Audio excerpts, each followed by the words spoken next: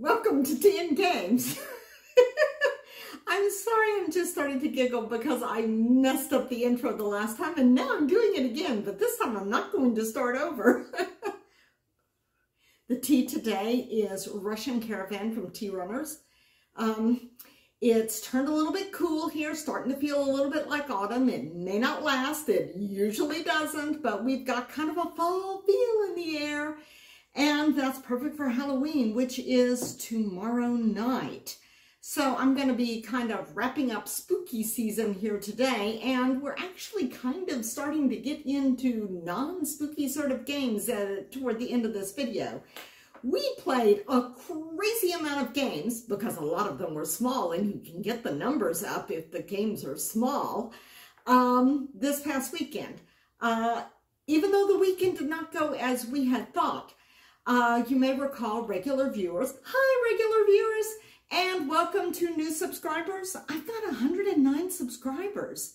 That's just amazing, and thank you. I'm glad you decided to hang out with me around the table today, or any day. But yeah, we were supposed to, I mentioned in an earlier video, we were supposed to have a Halloween game day this past weekend. Robert invited some people that he works with, and a couple of them were going to be out of town, and the one that was coming had to cancel at the last minute because a friend of his had been hospitalized, and he was like doing stuff and handling stuff with his friend and all. So yeah, I hope the guy's gonna, or girl, I don't even know, is gonna be okay.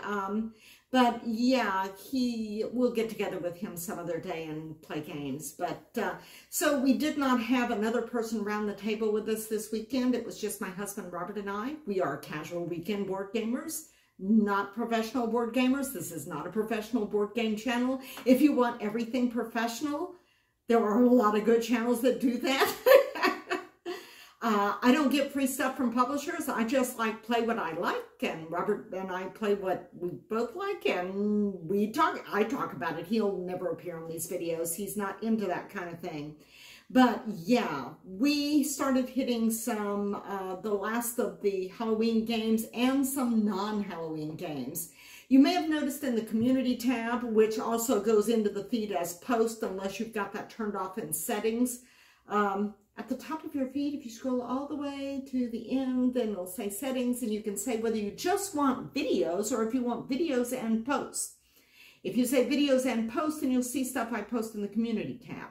And I posted that we had gotten kind of a mini haul of mini things. And a couple of those were expansions, and a couple of them were small box games. And so those kind of got rolled into the mix. I'll start by talking about the last of the spooky season games that we played.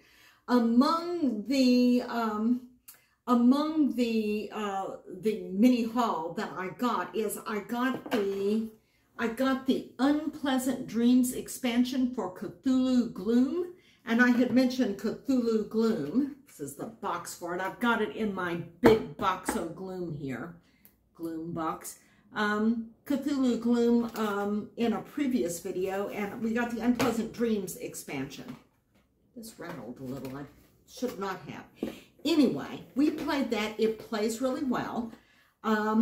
There are a couple of things of note about it, and that is that once you roll it into the main expansion, the main game, the main Cthulhu Gloom game, you won't be able to separate it completely out again, because unlike every other Cthulhu, every other Gloom expansion I have, this does not have a little icon at the bottom that tells you that it belongs to such and such expansion.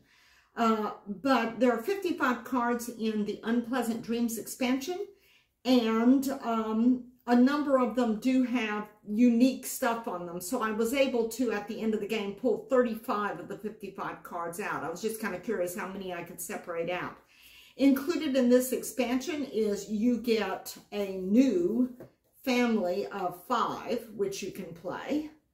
Families don't have any special powers. If you haven't played Gloom, they're just there for giggles. And you play modifier cards down upon them. You also get a couple of three story cards, including one called The Dreamlands, which is a thing in Lovecraft mythology. Been so long since I read Lovecraft, I don't remember what the thing is. But Dreamlands is kind of the theme for unpleasant dreams, not surprisingly. We also have, besides the three-story cards in the new family, we also have 2 cards that can be played as unwelcome guests. And I also noticed there was a modifier card in here that turned one of your family members into an unwelcome guest. Robert got that he got that and had it played on him, or I think he played it on his own. I can't remember. It may have been a negative number card rather than a positive. But he killed the person off pretty soon after that because he didn't want to risk his family member that became an unwelcome guest, me getting control of it and then being able to score one of his people at the end of the game. So it's like, whoa. But yeah, there is, besides those things, there is one icon, one symbol that is unique to these cards. Now, let me see if I can find one that just has it on. And of course I can't.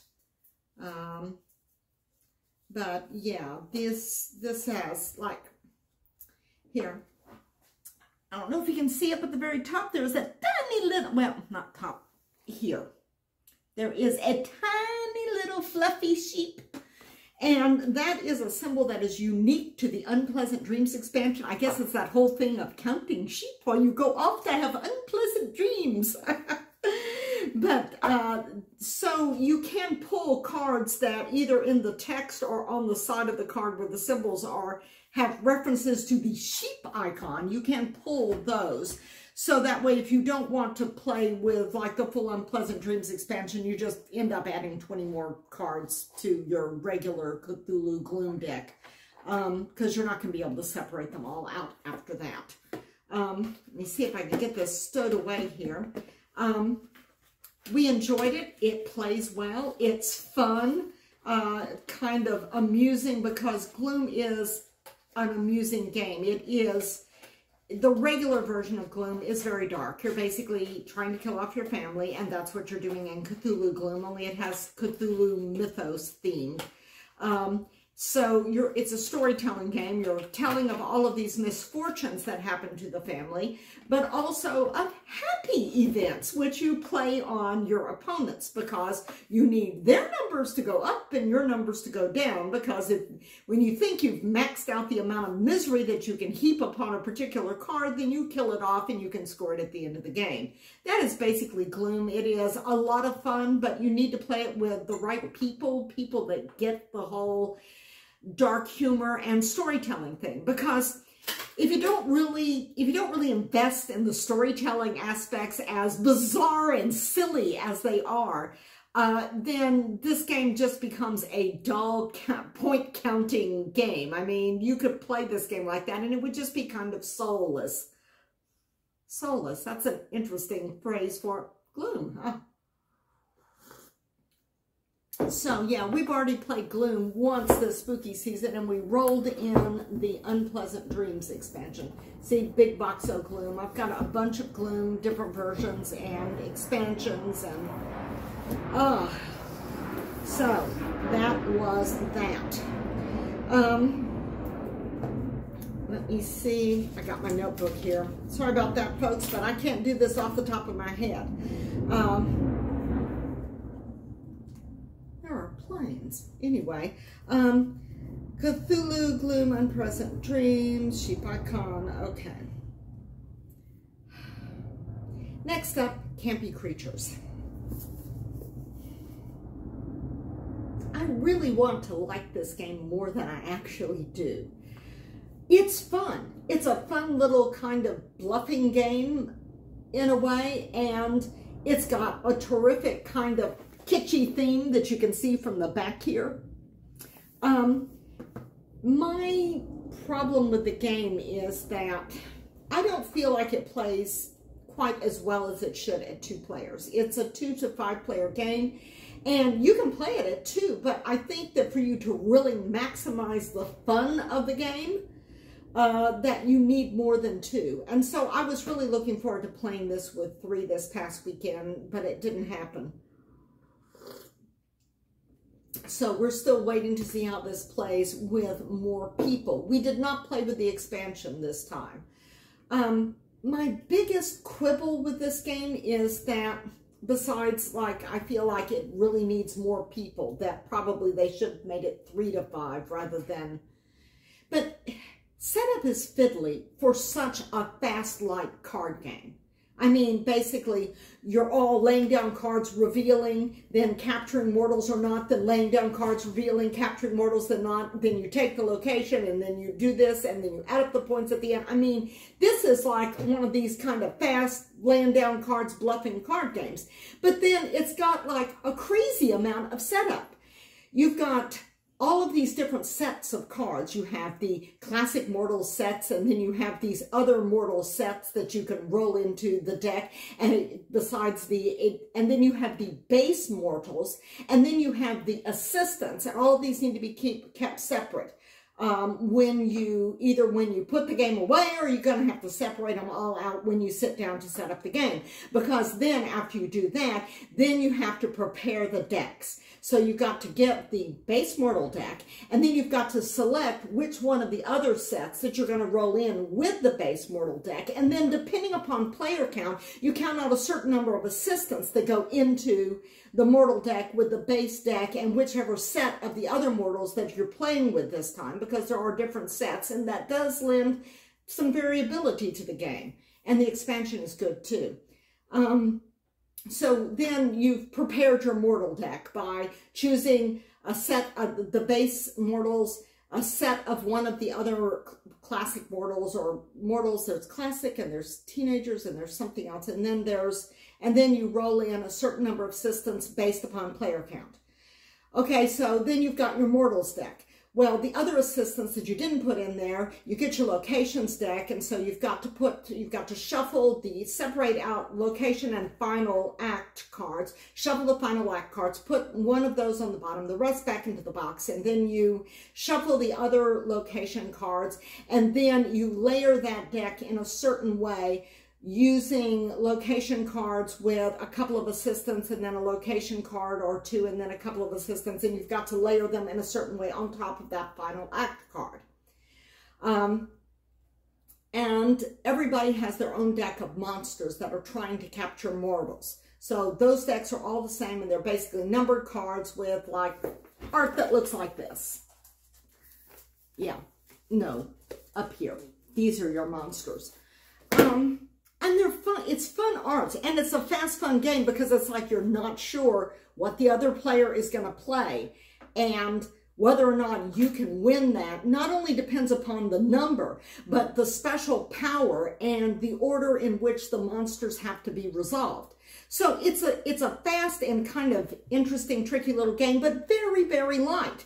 And yet, at the beginning of the game, you've got all of this sorting out all the cards and layering all the cards and setting up all the cards and all this other kind of stuff. And it just feels like, it's not that setup is long. It just feels like that setup is too much and too fiddly for such a fast, light card game. And that's what bugs me about this. So when we play Campy Creatures, Robert always says setup, because setting up for this game just annoys me, because, I mean, you can play a couple of rounds of games in the time it takes you to sort the cards and set up the various decks, because the game plays really, really fast.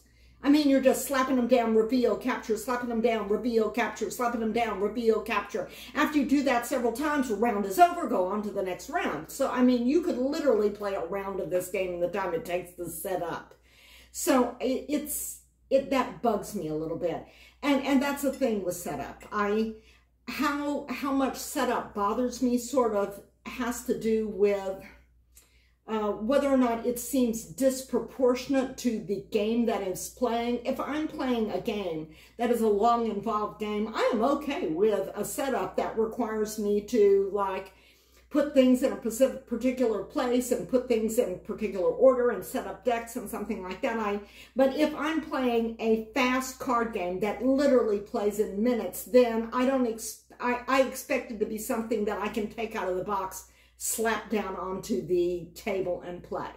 But the theme of this is so fun, and the bluffing aspect of it is so fun that we keep it, because it's too much fun when you're actually playing to get rid of it. But Robert does the setup. Okay, so, and that was Campy Creatures, which we played this weekend. We also played, we were saving the granddaddy of them all, because we don't generally play a whole lot of really heavy, really scary games for Halloween. Our games, the games we play for spooky season, tend to be fairly light Scooby-Doo level scares. And so this is like the biggest, baddest of our games for Halloween, and that is Horrified Universal Monsters. We like this version of Horrified. There are now 3 versions of Horrified. Last year they came out with American monsters. This year they came out with Greek monsters. We didn't get Greek monsters because we don't play American monsters. I mean, we got it, we played it, we liked it, but when we say, ooh, I want to play Horrified, and we do play this sometimes, not during spooky season, and that is true of a number of these games. Campy Creatures tends to only come out at spooky season, but things like Gloom and Silver and Horrified, some of the games we play, you know, like whenever the mood strikes us. We like this, we played it, we won. It had been a long time since we played this, so we chose a couple of easy monsters. Besides, it was getting kind of late in the day by the time we got around to this. It was kind of like late on Sunday, and we've been playing games like mad all weekend long. So, because this was kind of, well, we ran a couple of errands, but this was mostly a hang around the house and play games kind of weekend. So we chose easy monsters. It had been a while since we played. And we just didn't know what our chops would be. But we beat Wolfman and Gillman, Creature from Black Lagoon, pretty easily. Actually, we beat them more easily than we normally beat any monsters. I think we just kind of got lucky on certain card draws and stuff. But the board on this is done in those kind of blue colors. Blue and red and yellow and gold, very primary color kind of thing. American Monsters has sepia tones, brown, kind of an old-timey kind of look. Robert thinks that American Monsters is harder than the classic Universal Monsters. I think it might be slightly easier because you have more villagers. And because you don't have any pathways that are blocked off, because, see, some of the pathways on this board you can't use because they are the water pathways that Gillman can use. There's no water on the American Monsters board, so you can use every pathway that's laid out there. And because you have more villagers, or they're called citizens in that, that means that you guide them to their location and you get a perk card, which means there are more cards that you can get, more opportunities to get cards that are going to help you. Fewer opportunities to get cards that are going to help you in this game. And this game, like I said, I feel like the other one, the layout is a little bit more easy to maneuver around the monsters. But we just like the monsters in this one better. I did a video that compares Horrified Universal Monsters and Horrified American Monsters last year when we played both, or when we played American for the first time. And I'm going to put a link to that down below in the description. It also has our first impressions of Disney's Haunted Mansion, which we played for the first time last year too. And so those of you who watched my Haunted Mansion video this year might be interested to see what I said the first time around. Or those of you who watched it the first time around may be interested to see what I said in the video this year. Our final spooky smoky game that we played this weekend is we got in another play of Mist over Carcassonne, which is the standalone co-op version of the classic Carcassonne. It can be, the components from it can be peeled out of this game and played as an expansion to the regular base game of Carcassonne with different rules from this game. But we haven't done that. We're working our way through the different levels of the co-op version. Horrified is co-op, and so is Mist over Carcassonne. And we won against the Ghost for levels 1 and 2. Level 3 here. Pull this out here. This shows you the setup for the different levels. And level 3, you're playing with the same number of ghosts as levels 1 and 2. And you're playing with the same tiles as level 2. Level 2 is when you roll in the cemetery tiles and the castle tiles. Castle tiles are kind of good. Cemetery tiles, not so much. But you'll also notice here on 3, and there's different points at which you have to hit in order to win before the tiles run out or before you're overrun by ghosts. But you'll also notice on level 3 that there are 3 tile stacks depicted there. And next to them, point values. And yeah, that's a thing. What you have to do is divide the tiles into 3 equal stacks. Oh yes, and you play with hounds. Notice the little hound? This is the final component that's rolled in. After this, it seems to be a matter of stacks and varying point values for levels 4, 5, and 6. But level 3 is the first level in which you're playing with all of the stuff and all of the ways to score and all of the goals that you have to meet, like you'll be doing in the upper levels.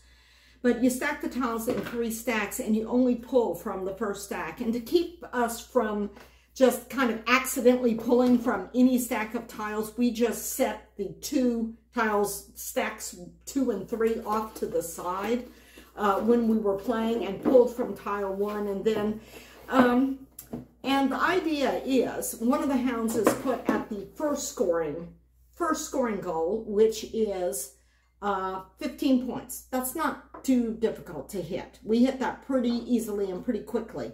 And the tiles that are left in that first stack are then added to the top of tile stack number 2. And then you've got to go through tile stack number 2 before you get to the second scoring marker, which is the 50-point marker. So around the board once. And then around the board a second time is your final scoring marker. Which you have to complete by the time you've completed the 3rd stack of tiles. So that's an interesting timing mechanism. We did really good on that. What got us were the ghosts. We managed to hit the first and second scoring goals. And by the way, the hounds also let you get rid of 3 ghosts. I wish they had helped a little bit more on ghost management, but when you pass those scoring things, then you can get rid of 3 ghosts. And so that alleviates a little bit of pressure. And there's 2 hounds that you'll get. So we did the 2 and we hit the 50 mark. We only made it to 51 though.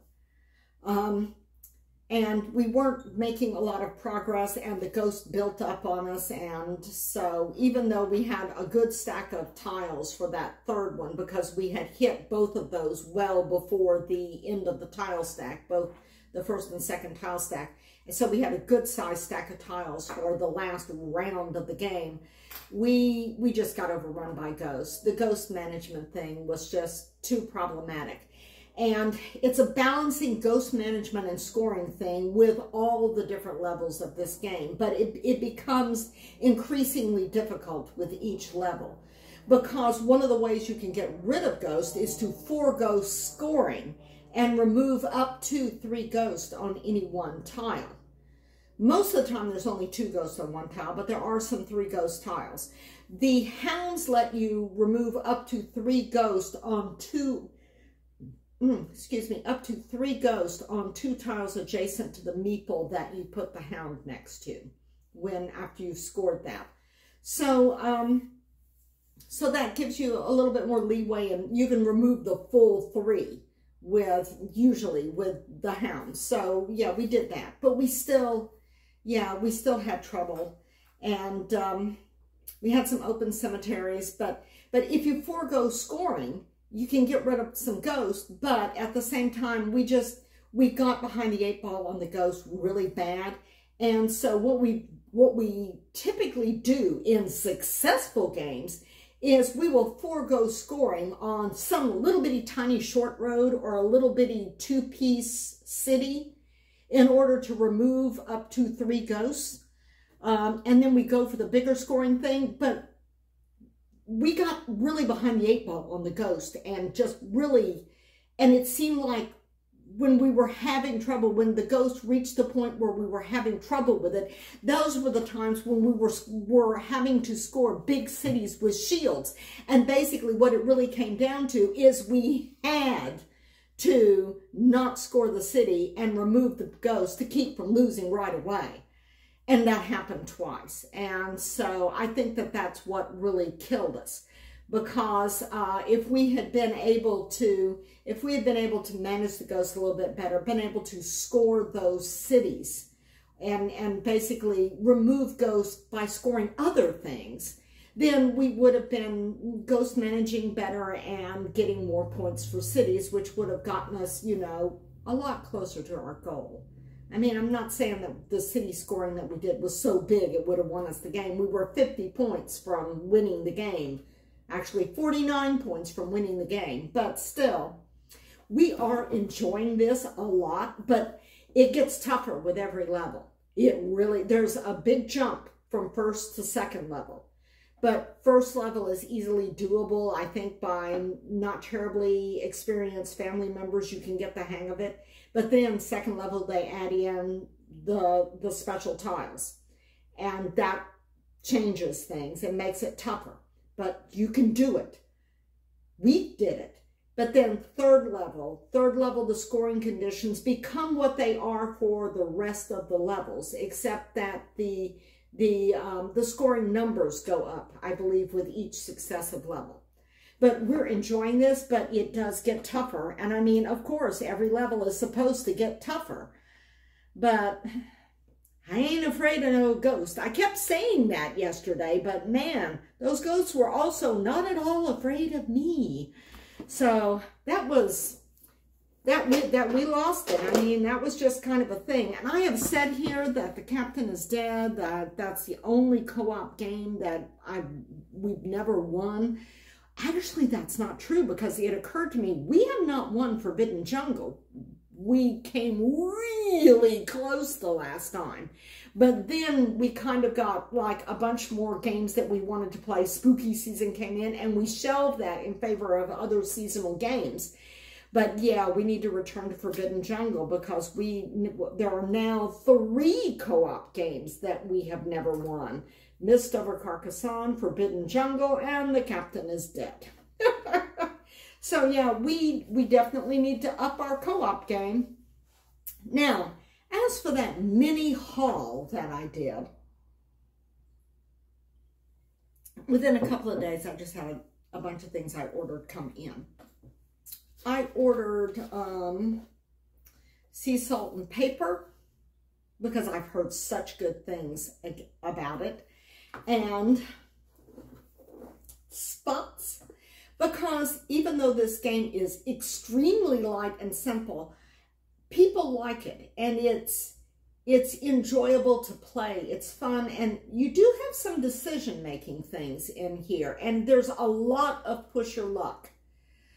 It has a lot of luck and a lot of push your luck, but it is very cute and it is fun to play. And it has a lot of variation in the stuff you can do on your turn from game to game, because you've got like a big stack of tricks that your dogs can do, which can be changed up for each game. We've played this already 3 times. We played it, I think I got it on a Thursday, and we played it Thursday, Friday, and Sunday. And the reason why I kind of wanted to get this is usually if we're just like really tired and kind of brain dead, and we just kind of want a game that is got a lot of luck to it, and we're not going to have to think too hard about it, and it's so like nothing matters. So, I mean, it's just, we usually go to Milliborn's because that game is almost purely luck.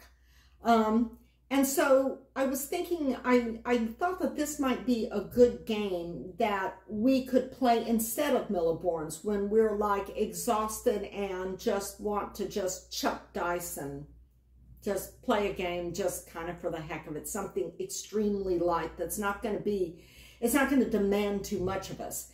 And I thought that this would be a nice alternative to Milliborn's. It is a bit thinkier than Milliborn's, but not actually a thinky game. Saying something's thinkier than Milliborn's is not really saying much. I mean, there's like no thought required for that card game, but this is a nice little dice chucking game. You chuck the dice, you place the spots that match on your dogs. Anything that you can't place gets buried in the doghouse, and you cannot go over 7 or you bust and you have to wipe out all of your dice in the doghouse and on the dogs and start over again collecting stuff. But you can also score those finished dogs, in which case you take the dice off of them and flip them over so they're safe from any going bust or anything. But it is fun. It is a lot of fun, as witnessed by the fact that we got it and just started like playing it over and over again. Sea Salt and Paper is another one that I've been looking forward to. It's a nifty little card game. It is just thinky and crunchy enough. You know, not one of those like super light set collection games that are just like every other set collection game. This has a little bit of set collection. It has a little tiny bit of take that when the shark and swimmer cards come up. It has like color suit scoring that you can do. It's got also beautiful, as you can see from the art, beautiful origami artwork for the cards. See this? I am not the master of this game. Oh, and if you get all 4 mermaids, you just win instantly. Robert got 3 mermaids. 3 mermaids. He could not get that 4th mermaid, and he finally had to call it into the round because he was afraid I was going to win just on points. And there are different ways you can end the round, and there's kind of like a pusher at luck betting bluffing element to that. But yeah, here is your origami shark. Just do some random things. A crab.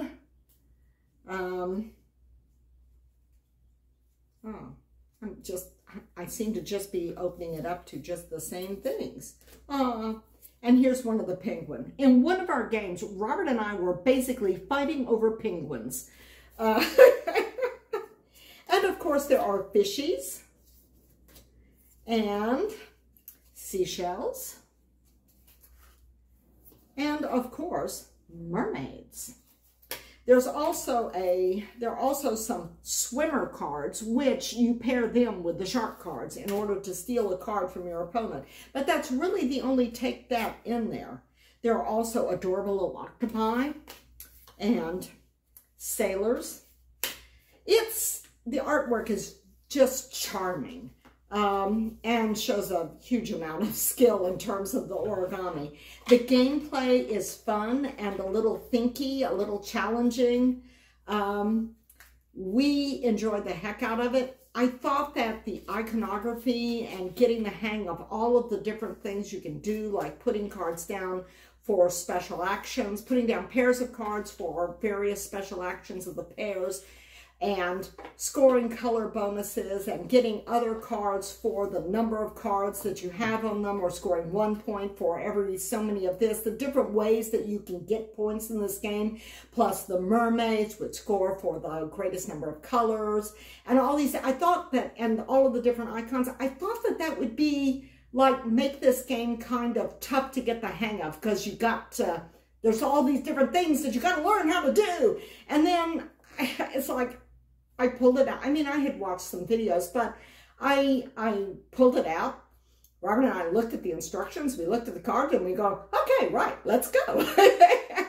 And gameplay was very fast and smooth. We picked it up like that. And I want you to know, we are not like the like super brainiest things. If we can figure out how to play this like at one glance, then, you know, I mean, this is not going to be tough to learn. It's got a lot of stuff, but you shouldn't be intimidated by all the stuff because the stuff is really easy to pick up.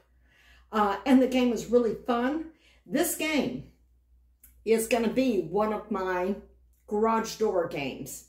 I've got a stack of games right there on the end of the dining room table, which is right over there close to the garage door.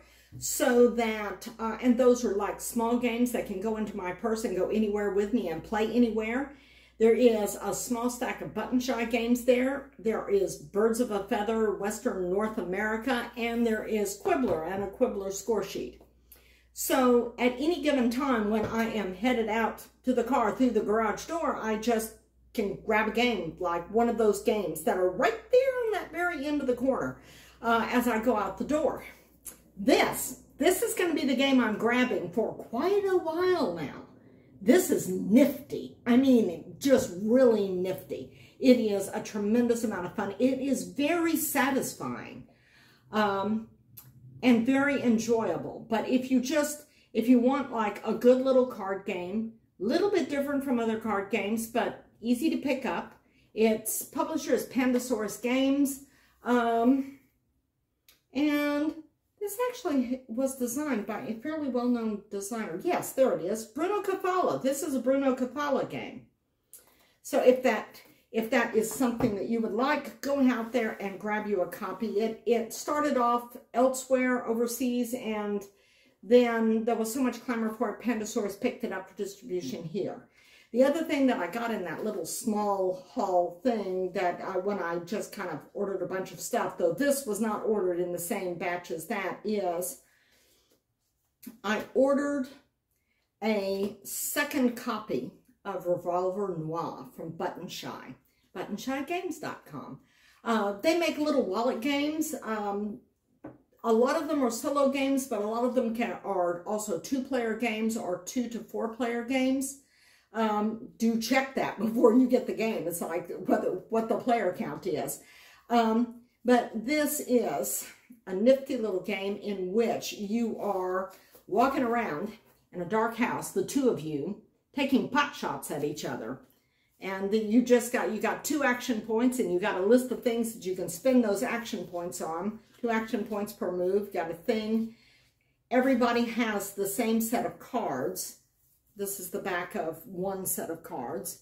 And besides the reference card, which shows you what you can do and what the points are for it, and the hallway, you also have these, which are location cards. And the room that you're in goes into the front. The little footprints here tell you what room you can move to from that room.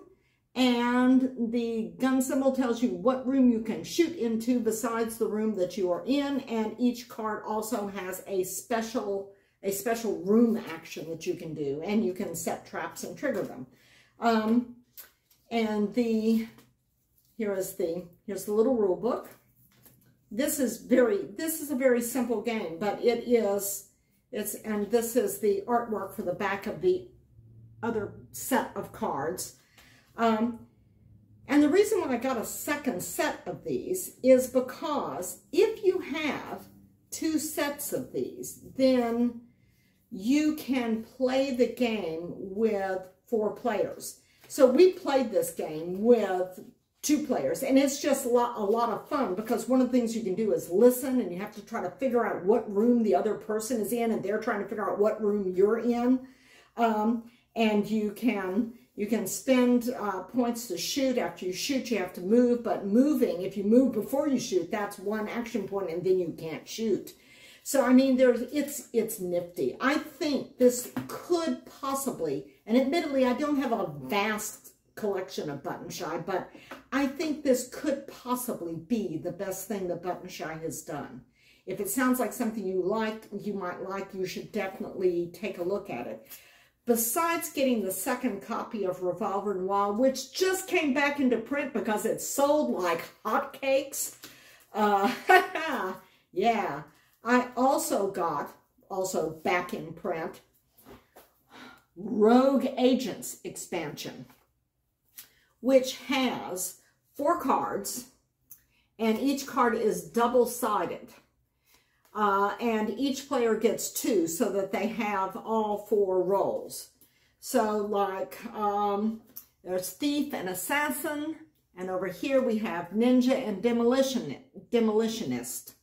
So each person decides which role they're going to play, and each role has both a benefit and a restriction. But other than that, the gameplay is pretty much the same as it does before. You're playing as these rogue agents rather than your typical noir investigators. And you don't know what role the other person has played. Robert and I both picked Ninja. And we both figured, after looking at the cards, with their special abilities and their restrictions and everything, we both figured that the other person was going to choose Ninja. So it was a really interesting, fun game.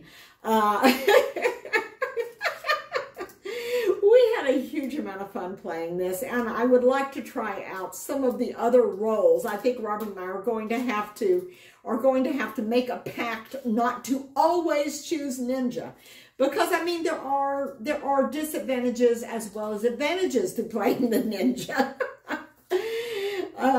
And by having 2 decks like this, we could play with 4 players.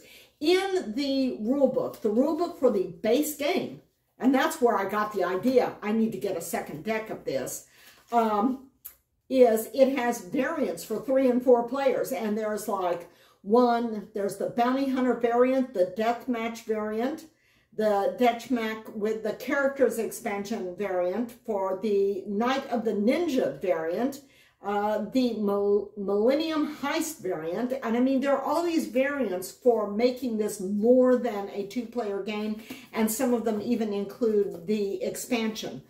And with the expansion cards, because there are 4 roles, and there are 4 cards, and the cards are double-sided, if you were playing with 4 players, you could just give each player, just like randomly deal out 1 card to each player, and then they choose which role from the 2 roles that are on that card. So that would still also mix it up quite a bit. No one would know what role they have, and there could potentially still be 2 ninjas in the house, but but there might also be like a demolitionist and an assassin or something like that. This is such a fun game. I highly recommend it. If you like button shy games, you should have this one, unless the gameplay is something that you really don't like. Because, I mean, this isn't, I would say, for everyone. And I don't know, I don't really like hidden role, hidden movement kind of games, but there was something about this. And so I got it, and I thought, we might like this. And we did. So anyhow, that is what we have been playing. We played, let me see, we played 8 games. It had 8 plays of 7 games this weekend, and that's not counting the 2 plays of spots Thursday and Friday, for a total of 10 plays this week, which is just astonishing for us. But if you play small, fast, light games, you can play a lot more of them. But, I mean, you have to enjoy small, fast, light games, which not everybody does. And we don't want to just play only small, fast, light games. But, yeah, I mean, that's a good thing. But, yeah, we got 8 plays this weekend of 7 games. 4 of them were spooky season games, but then we had Sea Salt and Paper, Spots, and Revolver Noir into the mix, which are not spooky season games. Unless you count ninjas in a creepy old house. Spooky. I've had a great time sitting around the table today talking to you about what we played this weekend. I'd love to hear what you have been playing for spooky season this October. Maybe what you plan to play on Halloween night. we usually watch like spooky movies on Halloween night rather than play games, but we have sometimes played a spooky board game on Halloween night. It's not out of the question. But yeah, I'd like to hear what you've been playing for Halloween. I would like to know what you think of what we've been playing, if you've played any of them, if you're interested in any of them. If you have a question, I might be able to answer them. I am not a professional board gamer, but I've played these, so yeah. I could probably tell you something about them. But it's been fun. And I have had a good time for Halloween here with my Jack-o'-lantern host. You may have noticed I actually have 2 of these. This is the original Jack. I'm looking at him there. That's why my eye isn't on the camera. I'm looking at him in the screen. So I will see you next time around the table, and we may be getting into like real fall games. It just was so hot when like it got into fall before spooky season thing, but it was still hot here. But I'm thinking next weekend, assuming the cold snap lasts, which it may not, that we may be getting into real fall games like Indian Summer and Bosque and Creature Comforts, things that are cozy and autumnal. Or we may just binge Sea Salt and Paper. Robert is really good at that game. I fear that I've been looking forward to getting this game for months, and I fear that at some point I'm going to regret teaching it to him because he'll be able to beat me consistently. But that's okay too. It isn't about winning, it's about having fun. And I hope you've had fun and are having fun. I'll see y'all next time around the table.